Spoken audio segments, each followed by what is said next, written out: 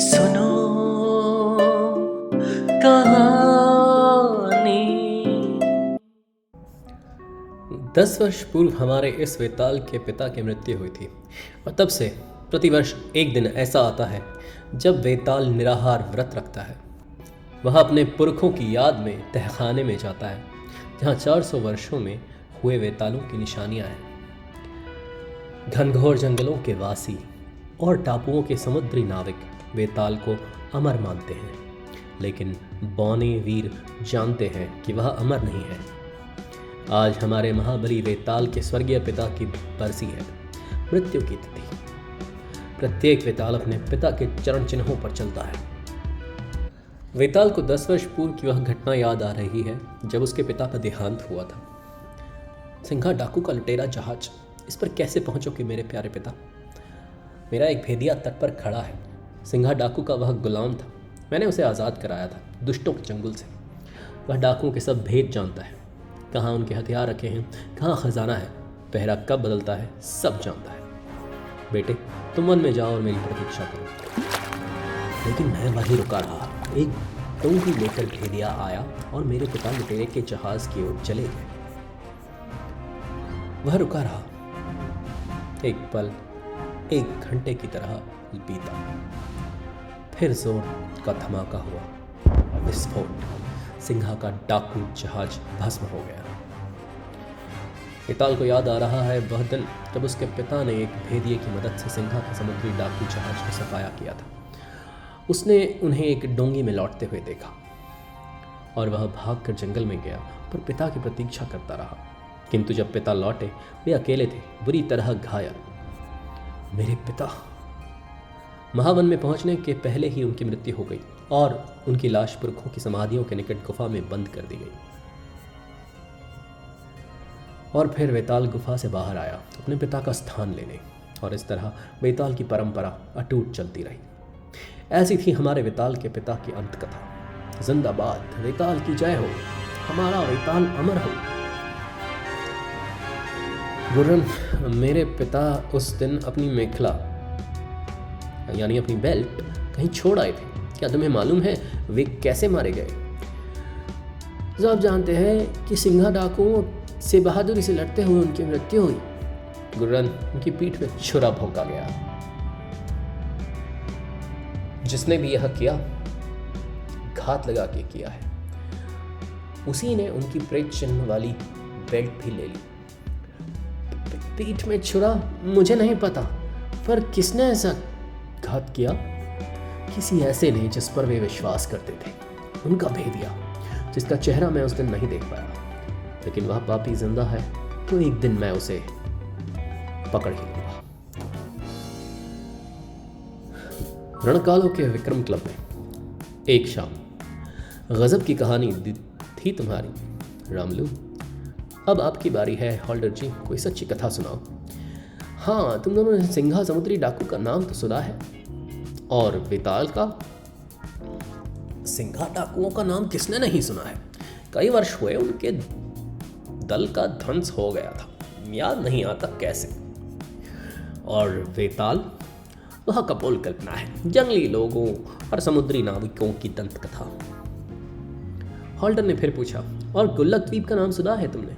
2 देशों के झगड़े के कारण उस द्वीप पर किसी का राज्य नहीं है, किसी का शासन नहीं है।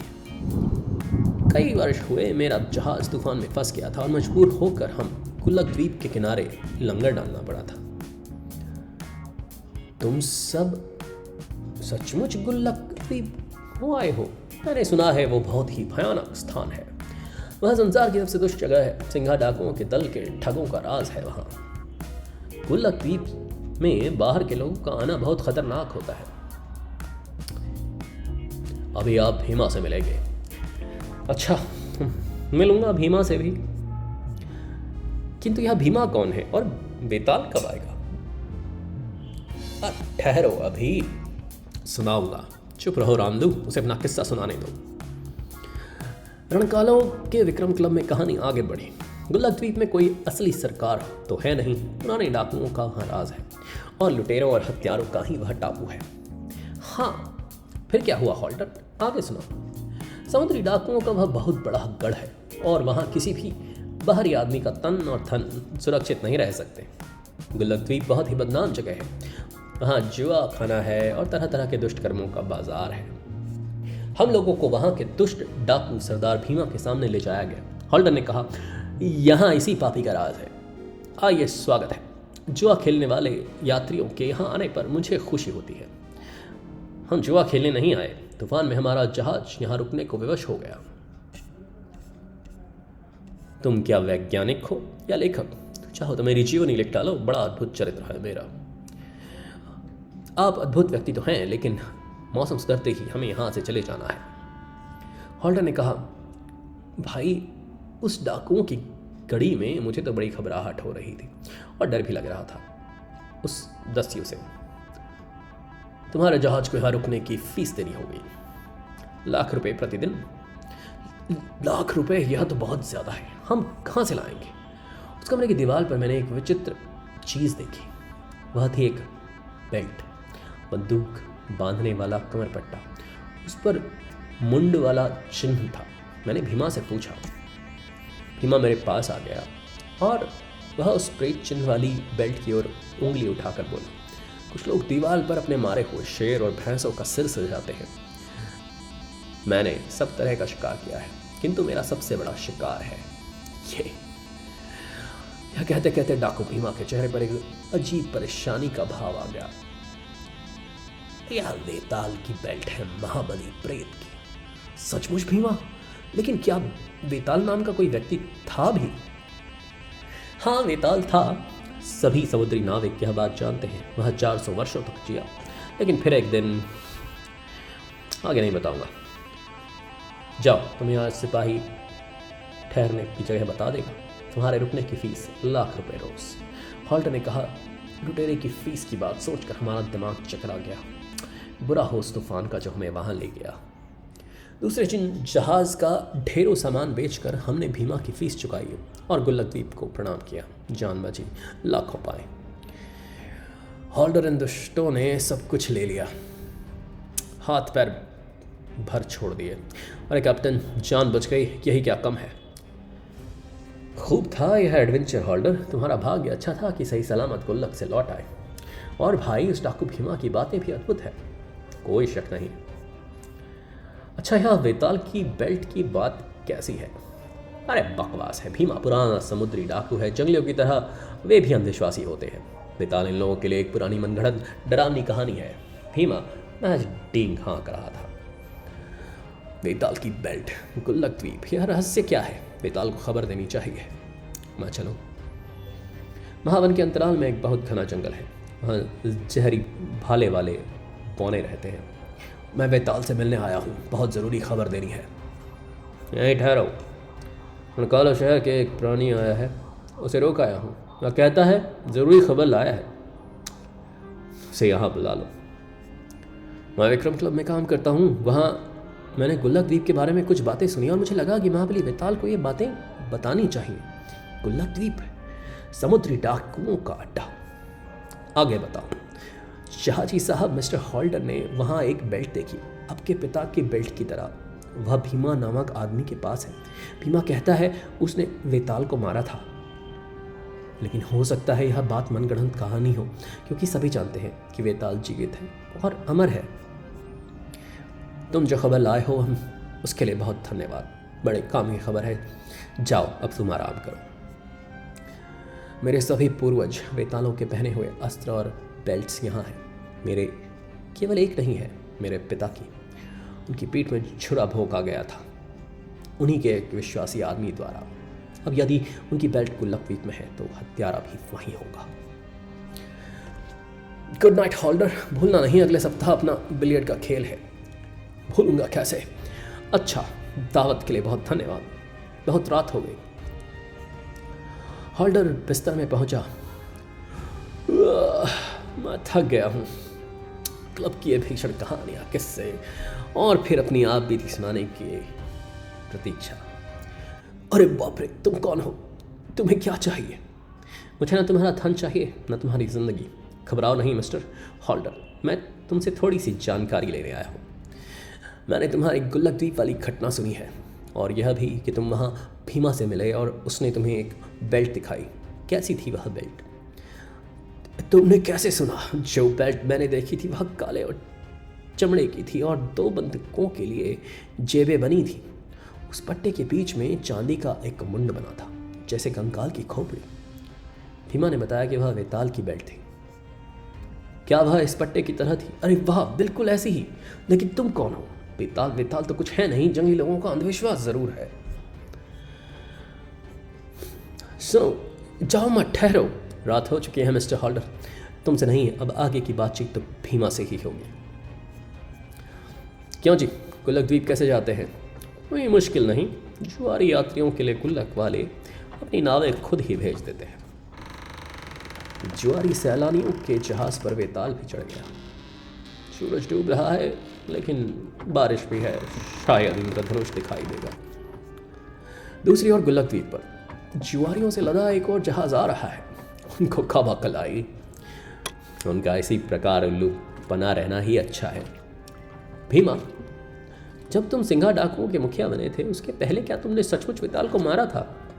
क्यों, देखते नहीं है? उसकी निशानी टंगी है।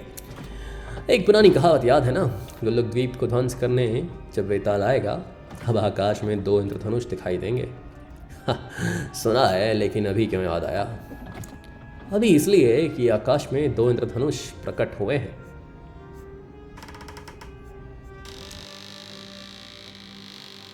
गुल्लक द्वीप पहुंचने पर, साहब, जुआ खेलने का क्लब तो उस तरफ है। धन्यवाद, मैं यूं ही जरा पैदल घूमूंगा। ये ठग लोग यात्रियों को कैसी नम्रता से पेश आते हैं। वाह, सचमुच यह द्वीप हत्यारों और ठगों का स्वर्ग है। किसी का शासन नहीं, कोई कानून नहीं, जिसकी लाठी उसकी भैंस। मुझे इसका पीछा करना चाहिए। कहीं ऐसा ना हो यह जुआ घर पहुंचने के पहले ही कोई दूसरा ठग इसका माल बताब फूल लूट ले। कई देशों के जेलों से भागे हुए अपराधी इस द्वीप पर आ बसे हैं। यहाँ उन्हें कोई डर नहीं लगता। इन अपराधियों का तीर्थ स्थान है। इसका नाश होना चाहिए। अरे वाह, यहाँ तो कदम कदम पर घूंसेबाजी और फौजदारी होती दिखाई पड़ रही है। 2 इंद्रधनुषों की पुरानी कहावत से द्वीप में लोगों को काफ़ी घबराहट है। दुष्टों के दिमाग पिलपिलाए हुए हैं, बात बात पर लड़ते हैं। अरे साहब, यहाँ एक किस्सा मशहूर है कि जब गुल्लक का नाश करने वेताल आएगा तो 2 इंद्रधनुष दिखाई देंगे। अच्छा, लेकिन यह वेताल आखिर है कौन? अरे कोई नहीं है, एक वेताल था, वह मर चुका। लेकिन आप तो जानते ही हैं, बिना पढ़े लिखे लोग कितने अंधविश्वासी होते हैं। उसे किसने मारा था? तुम आए तो जुआ खेलने हो, लेकिन सैलानी होकर ये तरह तरह के सवाल क्यों पूछते हो? तुम्हारा मतलब क्या है? मिकी डाकू छुरी निकालता है, लेकिन पलक मारते वेताल का घूंसा उस पर पड़ता है और मिकी कहता है, यहाँ हम लोग यात्रियों से कोई सवाल नहीं पूछते और न चाहते हैं कि कोई हमसे सवाल पूछे। तुम कौन सा भेद लेने आए हो? बाप रे, मैं यहाँ जरूर सवाल पूछूंगा। सिंघा डाकू की पुरानी टोली में तुम भी थे ना? बोलो। हाँ, मैं भी था। सब जानते हैं कि 10 साल पहले हम सिंघा डाकुओं का एक पूरा जहाजी बेड़ा था। कई डाकू जहाजी थे। एक दिन न जाने कैसे वेताल को हमारा पता चला और उसने आकर हमें लुटेरों के जहाज को जला दिया। उसके बाद हम गुल्लक द्वीप में बस गए। यह बताओ कि वेताल को किसने मारा? मेरा गला छोड़ो, बताता हूँ। हमारे सरदार भीमा ने वेताल को मारा था। इसी से वहाँ हमारा नेता बना था। फिलहाल तुमने जो खबर दी है वह काफ़ी है। फिर मिलूंगा। हाँ, ज़रूर मिलेंगे। तुम इस द्वीप से बचकर नहीं जा पाओगे। मेरे साथी तुम्हें सबक सिखा देंगे। क्यों जी, क्या हो गया तुमको? कहीं गिर पड़े क्या? नहीं सरदार, द्वीप पर आए एक यात्री ने मेरी मरम्मत कर दी। तरह तरह के सवाल पूछता है। अरे मिकी, तुम्हारे जबड़े पर यह प्रेत चिन्ह कैसा है? यह कंकाल मुंड तो वेताल का चिन्ह है। जरा ठीक से देखो सरदार, वही जिसने तुम्हें पीटा वही यह भयानक चिन्ह तुम्हारे जबड़े पर छोड़ गया है। वेताल का चिन्ह। वह यात्री जिसने मुझे घूंसा लगाया, लेकिन वह तो मर चुका है। मैंने 10 वर्ष पूर्व उसकी हत्या की थी। यह है उसकी मेखला। यह पुरानी कहावत बार बार याद आती है। जब गुल्लक द्वीप पर वेताल आएगा तो 2 इंद्रधनुष दिखाई देंगे। देखो। छोड़ो भी भीमा, यहाँ तो कई बार 2 इंद्रधनुष दिख जाते हैं। अभी अभी जुआरियों की नाव से कुत्ता लिए एक यात्री उतरा है। जहां भी दिखाई दे गोली मार दो। लेकिन सरदार, अगर कुत्ता लिए हुए कई यात्री मिले तो क्या हुआ? उन सबको मार डालो।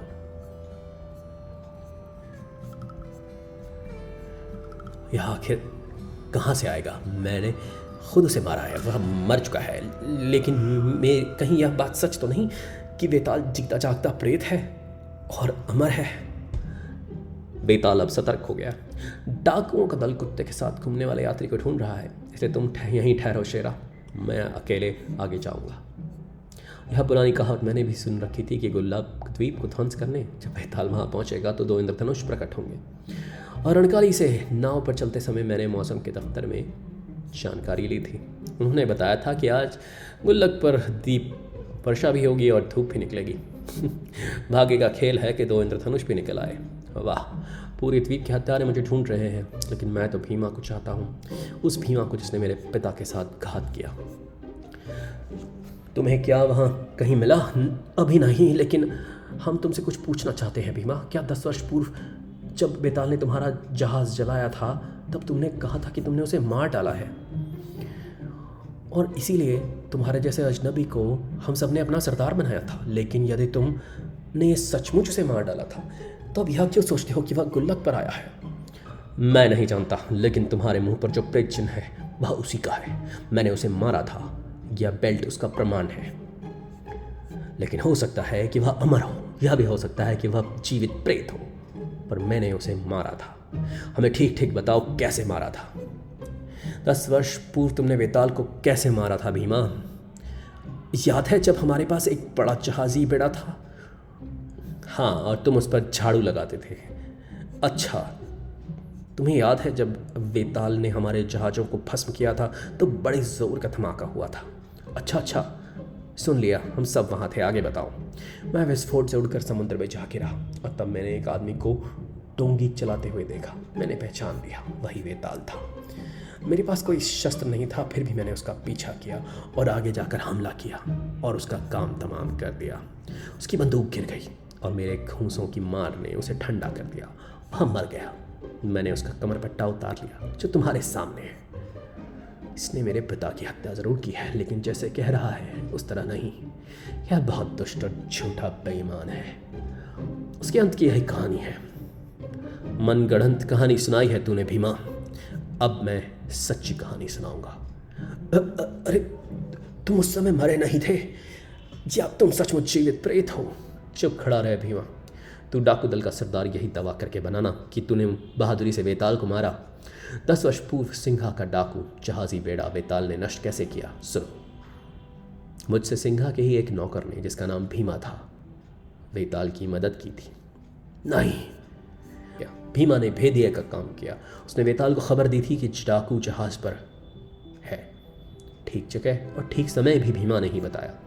वेताल ने भीमा का विश्वास किया, लेकिन भीमा ने उसी की पीठ में छुरा भोंक दिया। भीमा ने सबके साथ बेईमानी करी, और भीमा ने ऐसा इसलिए किया कि वह जहाज़ों के जल जाने के बाद भी सिंघा डाकू का बहुत बड़ा खजाना था। भीमा नेता बन बैठा। क्यों? तू झूठा बेईमान मक्कार।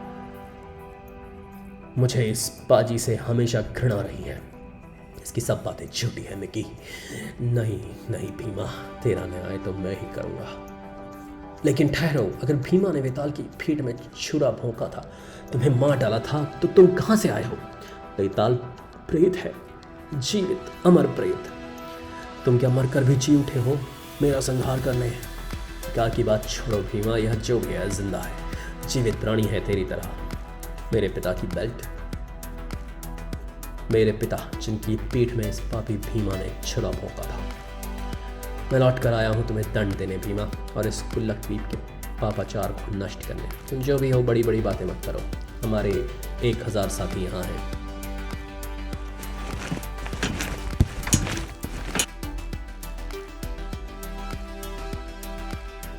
वेताल तेजी से वार करता हुआ छज्जे की ओर बढ़ा। दुष्टों की पूरी फौज मेरे पीछे है। पहले हम जाकर उसका काम तमाम करेंगे, फिर लौट कर तुम्हें ख़त्म करने आएंगे। दगाबाज, धूर्त, बाजी कहेगा। मेरे लिए तो भयानक संकट आ गया है। गुल्लक के डाकुओं ने चारों ओर से वेताल को घेर लिया। सभी दिशाओं से लोग चले आ रहे हैं, लेकिन मैं इस छत के मुंडेर तक पहुंचूं तो याद है वह पुरानी कहावत, जब गुल्लक को नष्ट करने वेताल आएगा तो 2 इंद्रधनुष प्रकट होंगे। देखो, तुम्हारे सामने 2 इंद्रधनुष हैं और तुम्हारे जीवन का अंत भी। दूसरी ओर डाकू उनके सरदार भीमा की बुरी हालत है। भय और घबराहट से एक और कुआं, दूसरी ओर खाई। मैं तुम्हें दंड देने लौटा हूं भीमा, चाहे जो भी हो, जो भी जीते मेरी तो हार ही है। दगाबाज, धूर्त, अपने ही साथियों के साथ भीमा वेताल से निपट लें, फिर आकर तुझे ख़त्म करेंगे। नहीं नहीं, मुझे कोई नहीं पकड़ पाएगा। यदि गुल्लक पर मेरा राज नहीं होगा तो किसी दूसरे का भी नहीं। मैं जानना चाहता हूँ कि तुम हकीकत में कौन हो, लेकिन इसके लिए वक्त नहीं, मरो। पिस्तौल के घोड़े पर मिकी डाकू की उंगली दबने लगी। उसी क्षण द्वीप की जहाज गोदी में बड़े जोर का विस्फोट हुआ। गुल्लक द्वीप में चारों ओर भयानक विस्फोट होने लगे। अग्निकांड, भूकंप क्या है? तो चारों ओर सड़कों पर निकलकर भागने लगे। भूचाल आया है, बम वर्षा हो रही है। द्वीप के तट पर खड़े जहाज उठाकर गहरे पानी की ओर चले गए। मिकी, यह सब क्या है? इस द्वीप में सिंघा सरदार के समय से ही ध्वंसकारी फौजी सुरंगों की उनके विस्फोट का रहस्य केवल 2 ही लोग जानते हैं, मैं और भीमा। वेताल बच निकलता है तो वह फिर मुझे मार डालेगा, और यदि नहीं तो ये लुटेरे साथी ही मुझे मार डालेंगे। मैं इस सुरंग से द्वीप को ही उड़ा दूंगा। भीमा, तू यहाँ? मिकी, मुझे कोई नहीं पा सकता। अब देख, मैं यह कोठरी भी उड़ा देता हूँ। अंतिम भयानक विस्फोट। दूर समुद्र में एक बड़े सरकारी जहाज के अधिकारी ने गुल्लक द्वीप पर होने वाले विस्फोटों को देखा। सरकारी जहाज द्वीप पर पहुंचा और उसके सैनिकों ने व्यवस्था स्थापित की। साहब, समुद्री डाकुओं का यह बड़ा पुराना गढ़ है। इसमें बारूद की सुरंगें बिछी थी। कहते हैं भीमा नामक डाकू ने सुरंगों को ध्वस्त कर दिया। यहाँ उसका मकान था। कुछ डाकू साथी उसके साथ मारे गए, किंतु भीमा यहीं रहता था। आप क्या ढूंढ रहे हैं साहब? एक चीज ढूंढ रहा हूं जो मेरी है। यहाँ है वो। अब तुम्हारी आत्मा को शांति मिलेगी पिताजी। अजीब बात है, रात को गुल्लक द्वीप में चारों ओर यही अफवाह थी कि वेताल वहां आया है। इसकी पुरानी कहावत सुनी है कि जब गुल्लक पर वेताल आएगा आकाश में 2 इंद्रधनुष प्रकट होंगे। सोचो कैसे अंधविश्वास की बात है। हाँ, शायद अंधविश्वास ही है।